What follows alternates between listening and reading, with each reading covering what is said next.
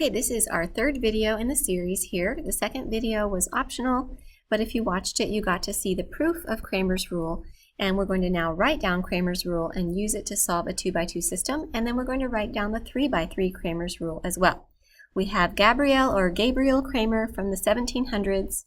Here's a nice portrait of him in his most beautiful wig.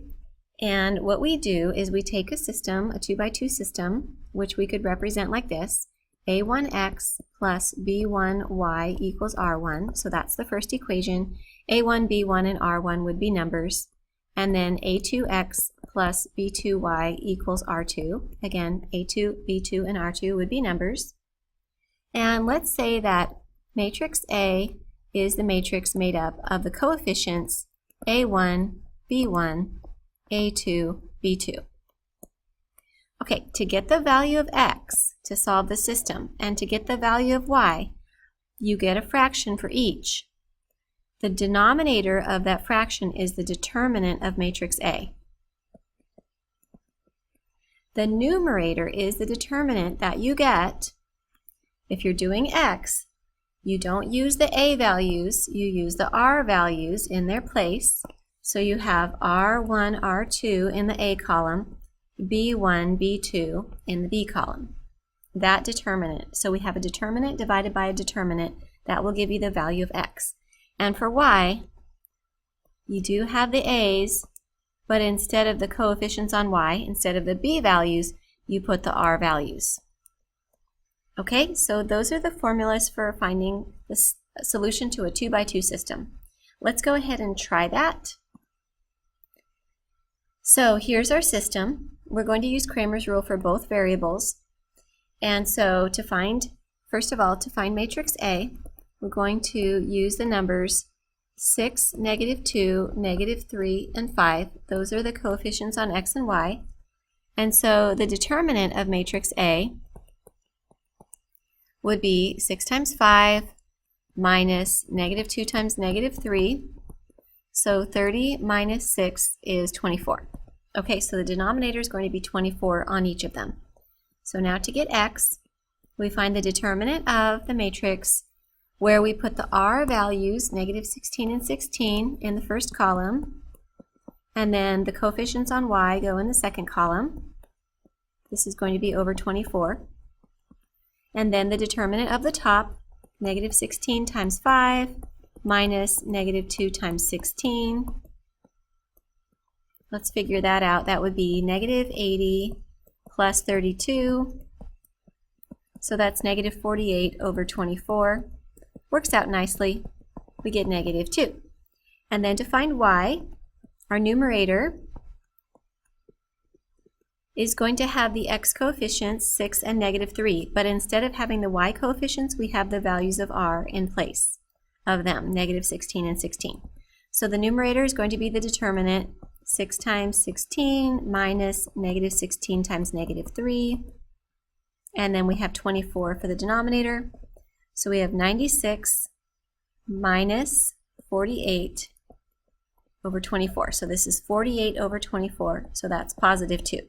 So if this all worked out right, the answer is -2, 2. Let's check that in these equations. 6 times -2 is -12, minus 2 times 2, so -4, -12 minus 4 is -16, yep. And then on the second one, -3 times -2 is 6, 6 plus 5 times 2, 6 plus 10, 16, yep, that works too. I'm not saying this is the best way to solve the system or the easiest or the fastest, it's another way. Okay, for a 3x3 system, the same concept applies. This looks really overwhelming, but let's just break it down. We have our equations with x, y, and z. The coefficients on x are a's, the coefficients on y are b's, the coefficients on z are c's, and we have the r's on the other side. So for matrix A, we use the coefficients of A, the coefficients of x, y, and z. So we use the a's, the b's, the c's. And then for the denominators, when we're finding x, y, and z, we have the determinant of matrix A. Same as it was for the 2x2 system. If you're finding x, you have the r values in place of the x coefficients. If you're finding y, you have the r values in place of the y coefficients, and if you're finding z, you have the r values in place of the z coefficients. So it's very systematic. So let's try one. Okay, so here's our system, and let's go ahead and find the determinant of matrix A. So we would have 3, 4, 2, negative 4, 1, negative 3, 2, negative 5, 1. If you're doing it by hand, write those columns again, the first column and the second column, or use your calculator and find this determinant. Okay, I'm going to use my calculator. So let's review how we do that. Go into the matrix menu, go over to edit, and I'll just edit matrix C. It's already a 3 by 3. You can go into whatever matrix you want, make it a 3 by 3, and then we have the numbers 3, negative 4, 2, 4, 1, negative 5, 2, negative 3, 1. Then back to the home screen, and then back into matrix, over to math, choose determinant, back into matrix, choose letter C, and it's negative 14. Okay, so that's going to be the denominator for all three of these values. So if we're finding x, the numerator will not have the x coefficients. It will have the r values 18, negative 13, 11 in place of the x coefficients.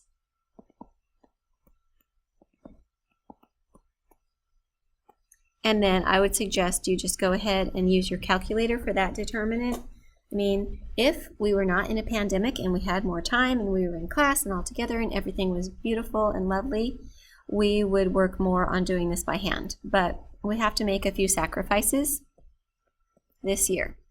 To find y, we're going to keep the x coefficients, but we're going to replace the y coefficients with the r values.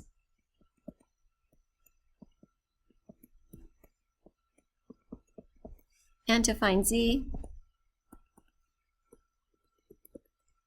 keep the x coefficients, keep the y coefficients, and then replace the z coefficients with the r values. And let's see what we get. Okay, I used my calculator and I found the determinant for the numerator of x was negative 28. So negative 28 over negative 14 is 2.